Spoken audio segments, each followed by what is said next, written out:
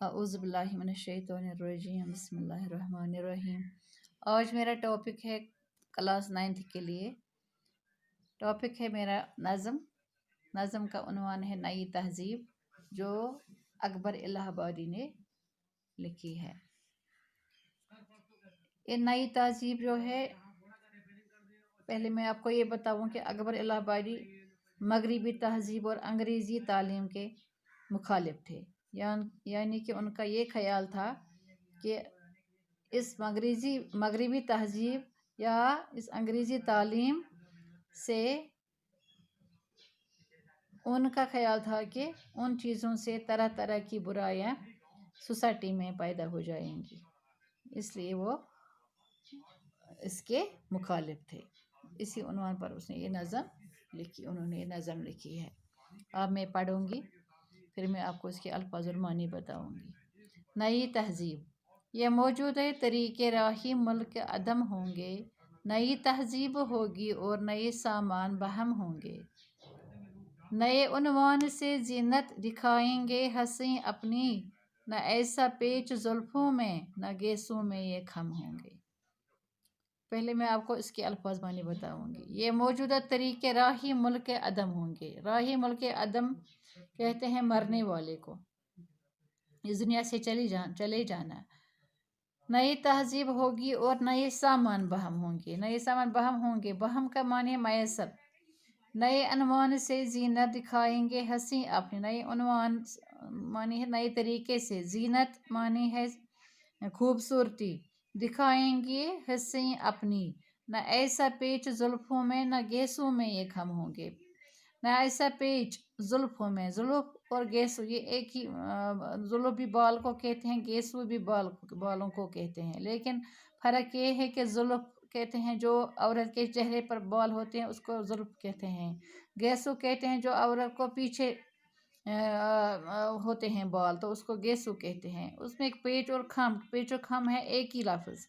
اس کا پیچ اور خم کا معنی ہے گرہیں، یعنی وہ کرلی، جس کو ہم کرلی کہتے ہیں انگلش میں۔ نہ خاتونوں میں رہ جائے گی پردے کی یہ پابندی، نہ گھونگھٹ اس طرح سے حاجب روئے صنم ہوں گے۔ نہ خاتونوں میں رہ جائے گی، خاتون عورتوں کو کہتے ہیں، پردے کی پابندی، نہ گھونگھٹ اس طرح سے، گھونگھٹ بھی پردے کو کہتے ہیں۔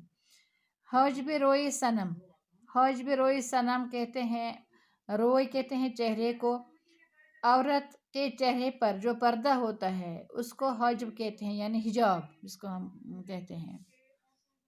بدل جائے گا انداز طباع دور گردوں سے، انداز معنی طریقہ، طباع ہے طبیعت کی جمع، دور گردوں معنی زمانے کی گردش۔ نئی صورت کی خوشیاں اور نئے اسباب غم ہوں گے، نئے اسباب غم معنی ہے غم کے سامان۔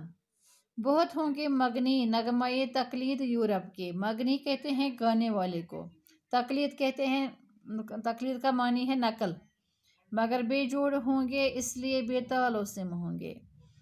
بے تال و سم معنی ہے جس کا کوئی سر نہ ہو، جس کی کوئی اچھی آواز نہ ہو۔ ہماری اصطلاحوں سے زبان نہ آشنا ہوگی، لغات مغربی بازار کی باقا سے ضم ہوں گے۔ لغات کہتے ہیں الفاظ کو، یعنی ڈکشنری جس کو ہم کہتے ہیں، اس میں بہت سارے الفاظ جمع ہوتے ہیں، اس کو لغات کہتے ہیں۔ لغات مغربی بازار کی باقا، بازار کی باقا کہتے ہیں عام بول چال کو، یعنی بازار کی باقا معنی ہے عام بول چال۔ ضم ہونا معنی ہے مل جانا۔ بدل جائے گا معیار شرافت چشم دنیا میں، معیار شرافت چشم دنیا میں، چشم دنیا معنی ہے دنیا کی نظروں میں، دنیا کے سامنے۔ زیادہ تھے جو اپنے زعم میں وہ سب سے کم ہوں گے۔ زعم کا معنی ہے گمان، کسی کو اس تغیر کا نہ حس ہوگا نہ غم ہوگا، ہوئے جس ساز سے پیدا اسی کے زیر و بم ہوں گے۔